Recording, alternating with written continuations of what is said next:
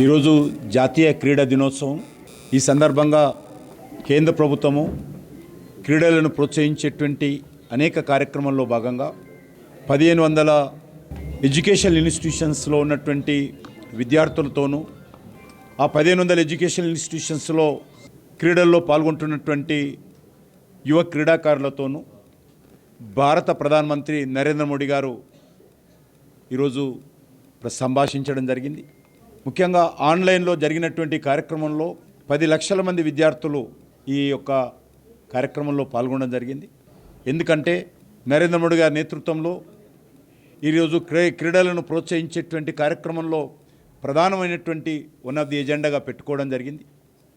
గతంలో క్రీడలు ఎవరి ఇష్టముంటే వాళ్ళు వాడండి, వాళ్ళకు మాత్రం అవకాశం వస్తుంది, అందులో రాజకీయాల జోక్యము, నిజమైనటువంటి క్రీడాకారులకు అవకాశం రాకపోవడము, ఈ రకంగా అనేక రకాల అవకతవకలు, నిర్లక్ష్యము మన దేశంలో జరిగింది.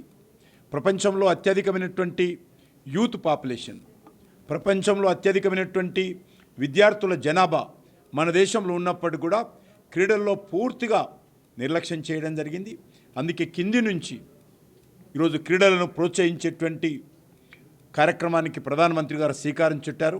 ఇటీవల జరిగినటువంటి అనేకమైనటువంటి అంతర్జాతీయ క్రీడా పోటీల్లో మన దేశం అత్యధికమైనటువంటి పథకాలు సాధిస్తున్న విషయం మనం చూస్తూ ఉన్నాం. ప్రధానమంత్రి గారికి ఏ అంతర్జాతీయ క్రీడా ఉత్సవాలకు వెళ్ళేటువంటి, క్రీడా పోటీలకు వెళ్ళేటువంటి ప్రతి ఒక్క క్రీడాకారుడితో ప్రధానమంత్రి గారు కలుస్తారు. ఎవరు గెలిచినా వెంటనే వారికి ఫోన్ చేసి, వాళ్ళ తల్లిదండ్రుల నుంచి కానీ వాళ్ళ కోచ్ నుంచి ఫోన్ రాకముందే వెంటనే ఆ క్రీడాకారులతో ప్రధానమంత్రి గారు ఎక్కడున్నా వాళ్ళతోటి సంభాషించడము, వాళ్ళకు అభినందనలు తెలియజేయడము, ఎవరైనా దురదృష్టవశాత్తు ఓడిపోతే కూడా ఓడిపోయినటువంటి వాళ్లకు నిరుత్సాహపడకుండా ధైర్యం చెప్పే విధంగా ప్రయత్నం చేయడము, మన దేశంలో క్రీడలో జరుగుతున్నటువంటి క్రీడాకారులకు అన్ని రకాలుగా మరి సహాయం అందించడము, వాళ్ళకు కావలసినటువంటి మరి పౌష్టికారమైనటువంటి ఆహారం అందించే విషయంలో కానీ, వాళ్ళకు నచ్చిన దేశంలో వాళ్ళకు నచ్చిన కోచ్తో మరి ఈరోజు వాళ్ళకు ట్రైనింగ్ ఇచ్చేటువంటి విషయంలో కానీ అన్ని రకాలుగా భారత ప్రధానమంత్రి నరేంద్ర మోడీ గారు క్రీడలను ప్రోత్సహించాలి. మన దేశంలో ఉన్నటువంటి జనాభా ప్రాతిపాదికన యూత్ పాపులేషన్లో, విద్యార్థి పాపులేషన్లో మనం కూడా అత్యధికమైనటువంటి మెడల్స్ సంపాదించాలనేదే ప్రధానమంత్రి గారి లక్ష్యము. అందుకే అనేక రకాల కార్యక్రమాలు తీసుకుంటున్నాం. 2030 కామన్వెల్త్ గేమ్స్కు భారతదేశం ఆతిథ్యం ఇవ్వబోతూ ఉంది. 2036లో జరిగే ఒలింపిక్స్ కూడా మన దేశంలో జరిగే విధంగా మనం ప్రయత్నాలు చేస్తూ ఉన్నాము. అనేక దేశాలతో మాట్లాడుతూ ఉన్నాము. 2030 మన దేశంలో కూడా ఒలింపిక్స్ జరగాలి.